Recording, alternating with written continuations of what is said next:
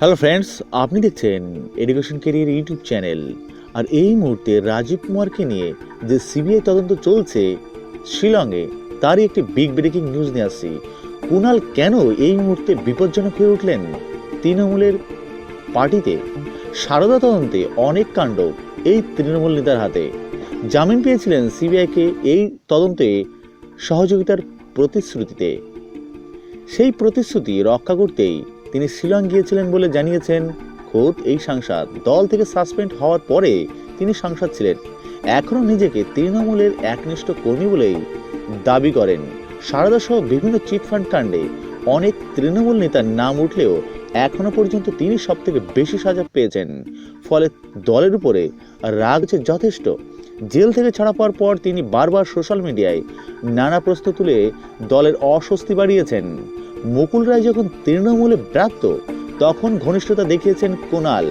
তার পাড়ার পুজোর উদ্বোধন দিন থেকে মুকুলের দল বদলের আনুষ্ঠানিক সূচনা।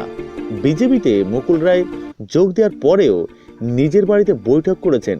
সেই বৈঠকের পরের দিনই ধর্মতলায় বিশ্ব বাংলার লোগো নিয়ে প্রশ্ন তোলেন মুকুল রায়। সারদা গ্রুপের মিডিয়া সিও ছিলেন কুণাল। একই সময় তিনি ছিলেন মমতা বন্দ্যোপাধ্যায়ের ঘনিষ্ঠ বৃত্তে থাকা সাংবাদিক, পরে সাংসদ। চিটফান্ড নিয়ে বহু বিতর্কিত ডেলোর বৈঠকে তিনি হাজির ছিলেন বলে একাধিকবার দাবি করেছেন এই সাংসদ।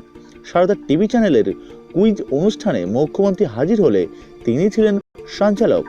চিটফান্ডের টাকা কোথায়? মুখ্যমন্ত্রীর ছবি বিক্রি নিয়ে বিতর্ক।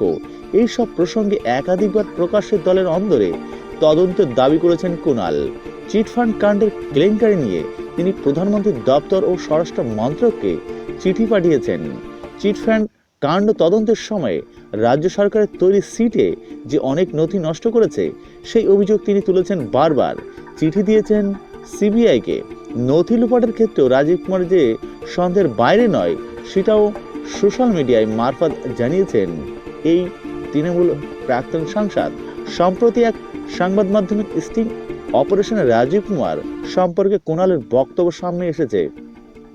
সিবিআই ইতিমধ্যে যাদের তলব করেছে তার বাইরেও দলের অনেক চিটফান্ড কেলেঙ্কারিতে যুক্ত বলেও দাবি করেছেন কুণাল।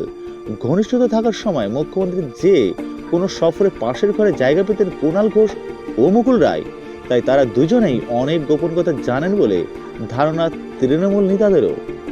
চাকরির সুবাদে কুণাল ঘোষের সঙ্গে সারদা কর্তা সুদীপ্ত সেনের সবচেয়ে বেশি যোগাযোগ ছিল বলে দাবি সেই তৃণমূল নেতাদের। অনেক গোপন কাণ্ডই কুণালের মাধ্যমে হয়ে থাকতে পারে বলে মনে করা হচ্ছে। কুণাল জেল মুক্তি হওয়ার পরে বেশ কয়েকবার সিবিআই দপ্তরে তলব পেয়েছেন। ঘন্টার পর ঘন্টা জেরার মুখোমুখি হয়েছেন। তখন কি তথ্য তিনি দিয়েছেন তা নিয়ে রয়েছে অনেক জল্পনা। জেলে থাকাকালীন আত্মহত্যার চেষ্টা করেছিলেন কুণাল। সম্প্রতি আদালতে সেই জন্য দোষ স্বীকার করেও নিয়েছেন। সারদা কাণ্ড প্রকাশ্যে আসার পরে সুদীপ্ত সেন যে পালাতে পারেন, সেই তথ্য তিনি প্রথম রাজ্য প্রশাসন তথা মুখ্যমন্ত্রীকে দিয়েছিলেন বলে দাবি করেন কুণাল ঘোষ। সুদীপ্ত সেন মিডিয়ার পাশাপাশি নানা ব্যবসায় বিনিয়োগ করেন, আর যাবতীয় তার জন্য তার জানা বলেও একাধিকবার মুখ খুলেছেন কুণাল।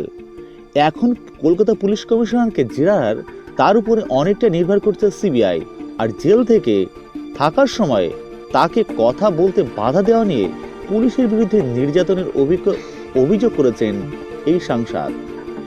নিজের ফেসবুকে মুখ্যমন্ত্রী ঘনিষ্ঠ অভিনেত্রীর ছবি পোস্ট করে বিতর্ক তৈরি করেছেন কুণাল। এখনও সেই রকম নতুন বিতর্কের ভয় থেকেই যাচ্ছে। সারদা কর্তার সঙ্গে পুলিশ কর্তা সুরজিৎ কর প্রকাশে যোগাযোগও সেই ছবির সামনে এনেছে কুণাল। এখনো পর্যন্ত খবর অনুযায়ী কুণাল ঘোষ সিবিআইয়ের মুখোমুখি হয়ে বলেছেন, আমার নৈতিক জয় হলো। শিলংয়ে সিবিআই দপ্তর থেকে বেরিয়েই বললেন কুণাল ঘোষ। তিনি আরও জানিয়েছেন, সারদা তদন্ত নিয়ে রাজীব কুমারকে আমার অভিযোগগুলো জানাতে পেরেছি, এটা আমার নৈতিক জয়। সিবিআই সূত্রে জানা গিয়েছে মঙ্গলবারও কলকাতায় জারি থাকবে রাজীব কুমারের প্রশ্নপত্র পর্ব। আর এতেই কিন্তু তৃণমূলের অনেক ঘনিষ্ঠ নেতাদের কালঘাম ছুটছে। তো এটি ছিল কিন্তু টোটাল রিপোর্টটি। ভিডিওটি ভালো লাগলে লাইক, কমেন্ট এবং শেয়ার করতে পারেন, এবং এমন ধরনের খবর পেতে অবশ্যই নতুন হলে চ্যানেলটির সঙ্গে জুড়ে থাকবেন। সাবস্ক্রাইব করবেন চ্যানেলটি। Thank you for watching.